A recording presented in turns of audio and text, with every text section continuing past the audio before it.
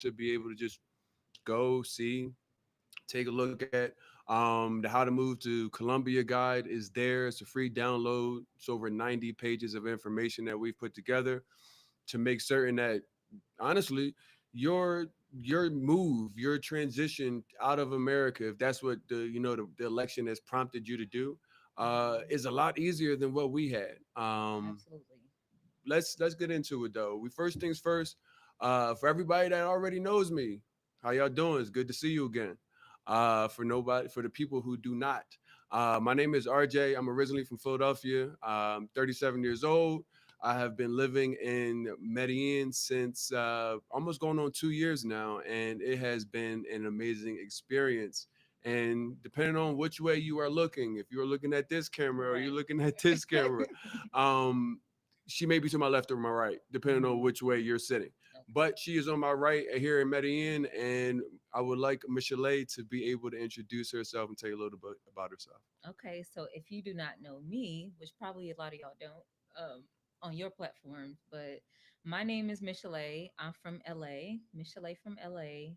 And I am 36 years old, and I have been living in Medellin for almost 3 years. Coming up on my 3 year anniversary.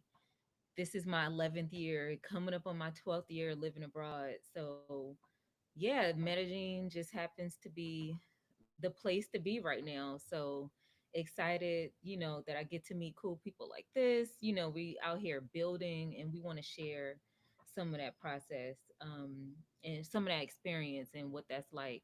Building community, we'll be talking about that too. What it's like coming and finding your tribe when you come abroad. So yeah, excited to get Definitely. all into it. And that's one thing. I cannot speak for any other expat communities, but the love that's down here, as far as the people that are very similar to us. We gave our ages just so like there's a community of people in the millennial range that now working from home, working remotely, being able to travel, these kind of things, and not every expat community is set up the same way. Mhm. So we want to be able to kind of give you guys insight before you actually land. You don't have to worry about trying to figure it out. We've already done all those things, and a lot of what you're going to see over the next couple of days and a couple of weeks, not only give you the ability to learn about us, learn about some of the things that are organically going on here in Medellin. Also, give some feedback. Let us know, like, what questions do you guys have as far as how do I move? What's it actually like? We're going to do our best Mhm. to show, but we want to hear from you guys in the comments. We're going to also keep it relatively routine. And when I say that is because I like to be, if you can expect something from me, I want to be on time and make certain that you guys get the news and information at the right time. So, we started today later than we're going to be starting. Moving forward, we'll do our lives Mondays through Fridays. That'll be 3 p.m. Eastern time. Mhm. Colombia is on Eastern time at this current moment. So we will be tapping in with you guys every day to be able to answer your questions, continue to peel back the onion of how do I actually move? How do I actually go about living here? And Mhm. replays will be available, but I want to be able to let you know you can set your schedule. We will definitely make certain that we are on time as always. Right. We actually already have a question. We have a Talk to few me. questions I see. But there is one asking about how do we get around the language barrier, right? And so we actually had um a more extended version of this conversation the other day when we did Hmm. the first one and we had some other guests join us. So where can they actually find that replay? The replay is uploading on YouTube. We Mm-hmm. uh we talked for over about an hour and 45 minutes yesterday, so that'll be available as fast as YouTube can get it. Yeah. But to answer the question, Mm-hmm. how do you get around the language barrier? When moving to a place, I think you have to have a completely different mindset than just visiting. Mm-hmm. When you take a look at the opportunities to learn ahead of time, like it's so funny because I feel like everybody took like Spanish or French, and then I hear people my age and they're like, "Yeah, I took Latin," and I'm like, "Hmm, okay, you took Latin, got you." So Spanish, you might want to start with at home. Now, not dissing anybody, but I do not recommend Duolingo. I just don't, because it's not really conversational. However, we did put together a group of experts. I think I saw Ivan in the chats. He's in here, as well as my man Kevin. You can start to learn Spanish before you even get here. Hmm. Obviously, you got the apps you can download. There's Babbel and everything else, but there are real live Spanish speakers that will jump on the computer and actually have a Spanish class with you. Hmm. Um, that's the preparation portion. Hmm. I would say getting around, people appreciate people appreciate, like, okay, like you're learning, you're trying. Absolutely. You can't come here with a closed mind. And it improves your experience also. That's one of the things that we talked about, from our lived experience, is when at least when you at least try, use whatever you have, right? Like, you don't have to come in being fluent. Like, many of us, you don't get to fluency in a short amount of time, right? And so even if you're taking like the structure classes and stuff, you don't reach like a serious level of speaking the local language, and then is other things to consider, like, how we talked about having like local, the local dialect and all kind of stuff like that, Hmm. right? So it's, just try, make an effort. And one of my suggestions, because I've lived in different countries, I've lived in Arabic speaking Hmm. countries, Spanish speaking. And so what I would do, and nowadays we have the technology, we literally walk around with computers in our hands.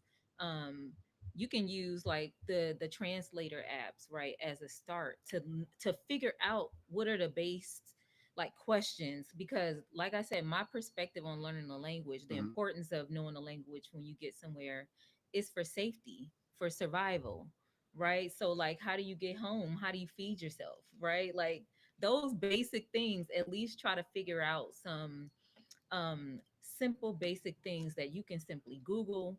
You can look up on a translator app to, like, how do I get to whatever, like, I how propose much so. is it? Like, so many simple things. You talked about even ordering water, right? Like, use Yeah, whatever you can.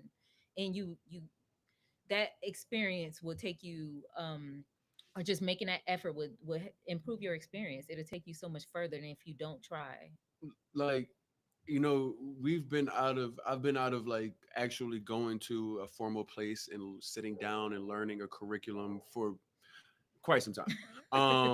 But I'm always learning, Hmm. and you've got to be one to want those kind of things. I Hmm. think living abroad is not just packing your things and moving. It's an experience that allows you to really look at who you are, like really look at who you are and what actually means things to you. Hmm. If you haven't actually spent time in out of the country, and not at a resort, I mean, with the people, living like a local, the American bubble is real. Like, Absolutely. you don't even realize that you're in it until you get out of it for real. It's like the difference between watching a football game as the coach and as the coordinators in the skybox, Hmm. versus being on the field as the coach versus being in the game as the player. Right. It's completely different. So you have to kind of even come and say, okay, well, even if it's not Colombia and it's not a Spanish speaking country, you say, I'm going to go move to Japan, I'm going Right. to go move to Indonesia.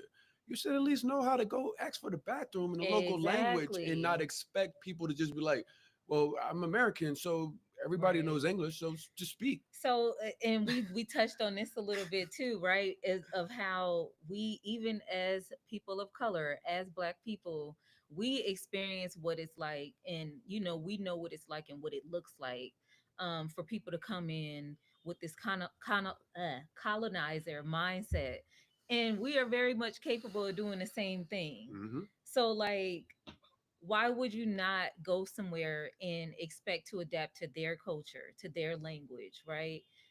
Don't go in with that ignorant mindset. Like, it really is just is ignorance, right? And I don't think that is necessarily like a negative thing, like a negative intention that people have. However, it comes off that way.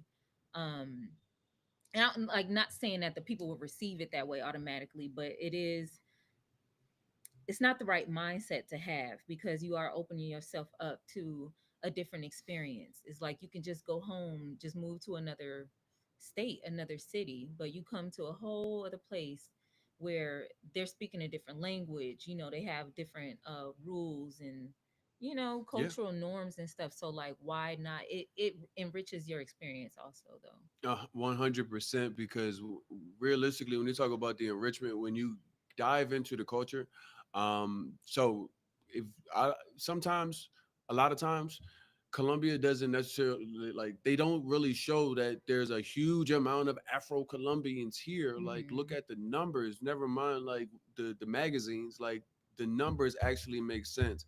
Outside of Africa, you have Brazil next, and then after that, it's Cali.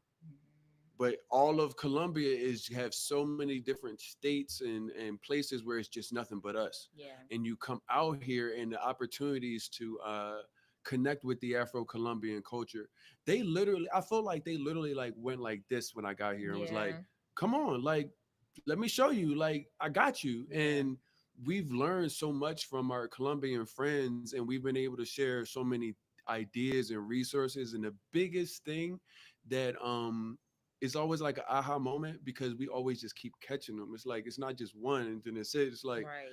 we always see similarities, like, with between us. Like, they're Afro-Colombian, we're African American, but we are all doing the exact same thing, just in Yeah. different places and different languages. And it's so beautiful to see and unravel with other African Americans that come out here. And, like, we didn't know each other 3 years ago, and now we're Hmm. in the opportunity to help welcome you guys the same way that we were welcome. And I just think that's just, Right. it's not happening everywhere, and I Yeah. appreciate it. It's a cool thing to see, because like I said, with this being coming at the end of my 11 years of living abroad, like 11 years ago, we didn't have this much access to information and people, like being able to see. Even social media has changed so much in Hmm. that amount of time. So being able to see us live, which we're going to be doing, right, giving you that unique experience of actually going around so you can see our day to day, so you can Hmm. see how things are done and what things look like,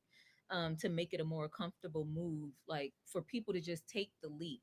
And we talked about this earlier about like how people like us, right, like Hmm. we already are open and willing to take different risks and just go about different experiences without even maybe sometimes even knowing other people who have, right? It takes a different mindset, which you'll find, but a lot more people are doing it, so a lot more people feel comfortable doing it after taking their lead.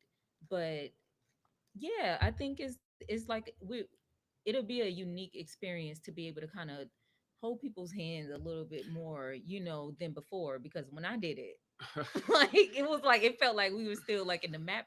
We might have no, we weren't in Map Plus days, but it felt like we were like in the print out the directions and let me, but Yeah. the technology wasn't even at the level that it is right now, and so people are definitely at a we have like automatic translation as Yeah. a tool, like Yeah. right in our pockets. Like that didn't exist, before. And like we talked about, like even the topic of learning a language, Hmm. right?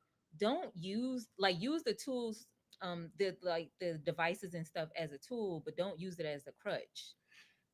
Cause So yeah, my the guy that comes to my house to fix the toilet, whatever the case is, he 100% does not speak English, yeah, and I speak enough Spanish to get around, yeah, but I'm like, these are not things. I'm not talking about plumbing in my yeah, normal Spanish right, conversations. I'm not right, like, can you fix my toilet every day? So I literally, what I will do is I will go to the translator app.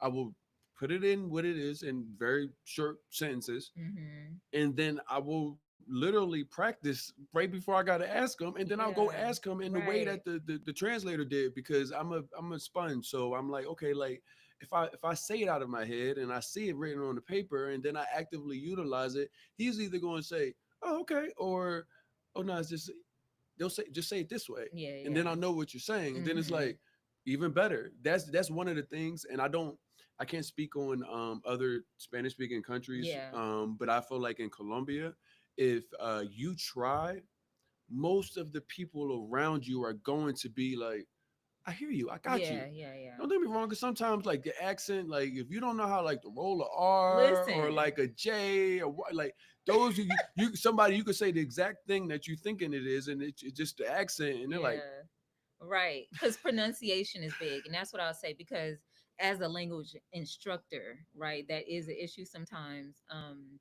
But again, like talking about other places mm-hmm, now, it couldn't be different because that is a challenging thing. I always tell my students, even it's more about your confidence, right? It's not like they'll be expecting us to know everything and know how to like communicate perfectly, nope.